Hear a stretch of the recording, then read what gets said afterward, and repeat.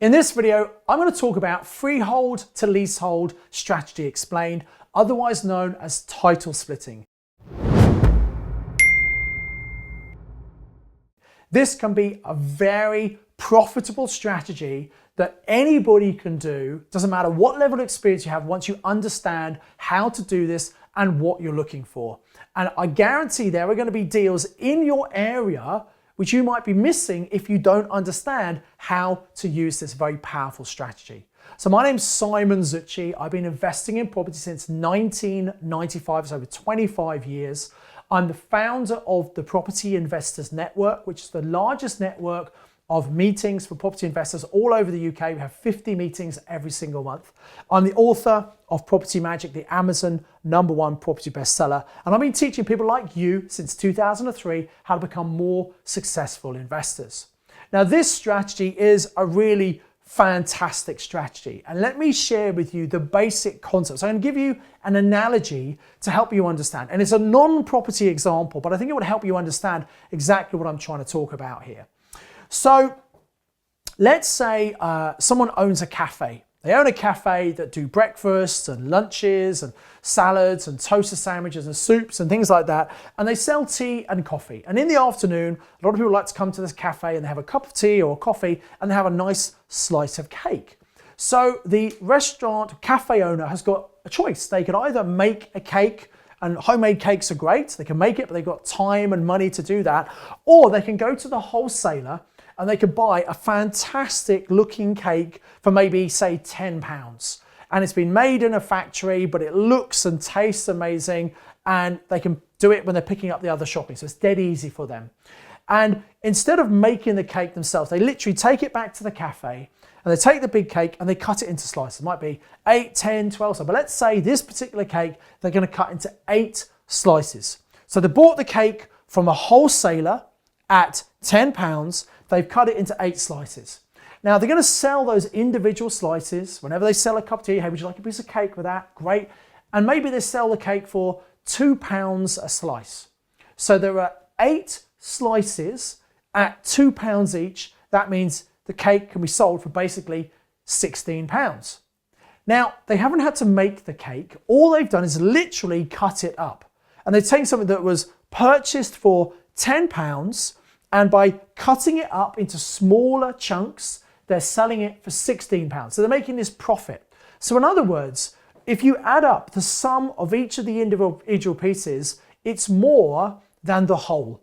So by selling it as smaller pieces, they're making more money than they can buy it for as a whole piece. That's called wholesale to retail. It's a classic what all wholesalers and retailers do.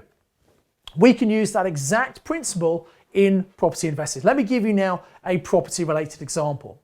So if you find a freehold property, and it must be freehold, that's very important, and let's say it's worth £200,000.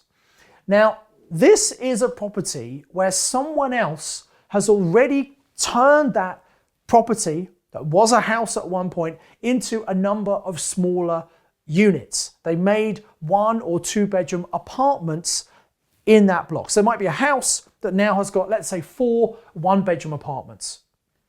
Now, why would someone do that? Well, they could take a house and rent it out and maybe make, I don't know, £800 a month in rental income, or they could spend some money, create these individual units, and they may rent each apartment out at, let's say, £350 a month. So 350 times 4 is £1,400. So instead of getting £800 a month for the whole house, it's easier to rent smaller units at a lower price, and they get £1,400 collectively for what is essentially the same property, but just split up into smaller units. So that's why we find these things. That's why they exist. And landlords have done that in the past. You'll find these in most suburbs, in most cities, in some towns, and very often in seaside resorts. People have got a big property, they've broken it down, in that case, into small holiday lets, okay? But this is the really important point. Someone else has already done the physical work to create those units. In metaphorically speaking, someone else has baked the cake for you. So you're looking for a freehold property that has physically been split into individual units. Now, why is that interesting to you?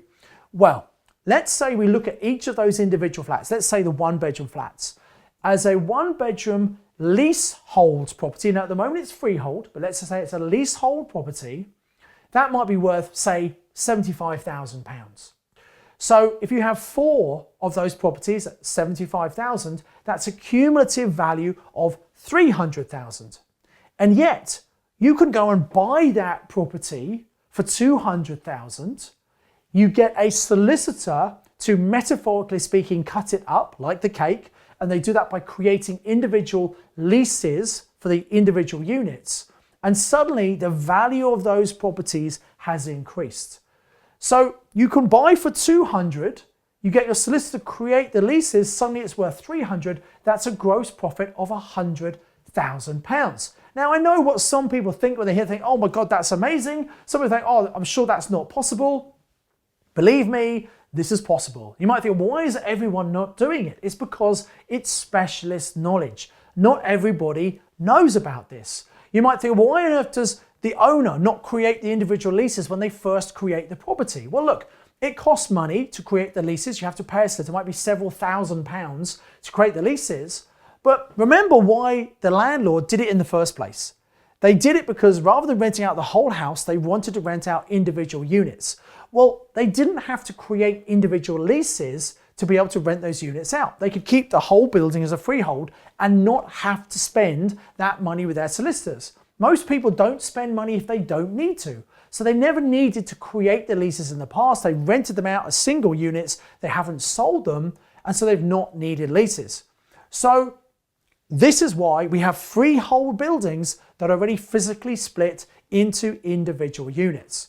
How do you find these? Well, you go on to someone like Spare Room or Zoopla, you do a search for a property with lots of rooms, and you look at the description. Very often you might have an 8-bedroom property that in description it says arranged as 4 2-bedroom units. So you can tell from the description. So that's the first thing you look for. Then you ought to make sure they are fully, that they're a freehold property. If they've already created some of the leases, it's probably not going to work. It needs to be freehold. And importantly, all of the units need to be self-contained. That's very, very important. So in other words, each unit has got its own front door. Behind that front door is a living room, kitchen, bathroom, bedroom, whatever, but everything must be behind that door, completely self-contained. If someone has to walk out of their front door and across the corridor to use their bathroom, it's not a self-contained unit, it doesn't work. The other thing is you need to make sure that each of the units is at least 300 meters square in floor space, because unless it's at least 300 meters, it's going to be very difficult to get a mortgage on the property. So once you've found a property like this, what you do is you speak to the agent, get a viewing. Don't tell the agent what you're planning to do. Some agents know about this, many don't. And if you say, hey, well, I'm going to buy this building and I'll split it into individual leases, it's going to be worth a lot more, they might think, wow, that's a good idea. They might pick up the phone and call someone from their little black book of investors, hey, I've got this great deal, you should do this. So don't tell the agent what you're doing. What you need to do is do your like comparisons by checking with another agent in the area and say, look, don't tell them about that particular property. Say, look, if I've got some 1-bed apartments, this is the kind of rough size, it's a converted house, tell them all about the property, how much would this be worth? And they can give you a rough idea. You can go online, do some research, see what are other 1 or 2-bedroom apartments being rented for. Make sure you compare like with like. And then basically what you can do is you add up the individual value of each of the flats if they were leasehold properties. And what you're looking for is this formula. Now listen carefully here. You want to make sure that the price that you buy at is less than 75% of the cumulative value. Let me give you some examples. So let's say you're buying at 200,000. You want to make sure the purchase price is less than 75% of the cumulative value. So you'll remember the cumulative value is where we take each of the individual units, we add them all up, that's the cumulative value. So if there's 4 flats at 75,000 each, 4 times 75 is 300.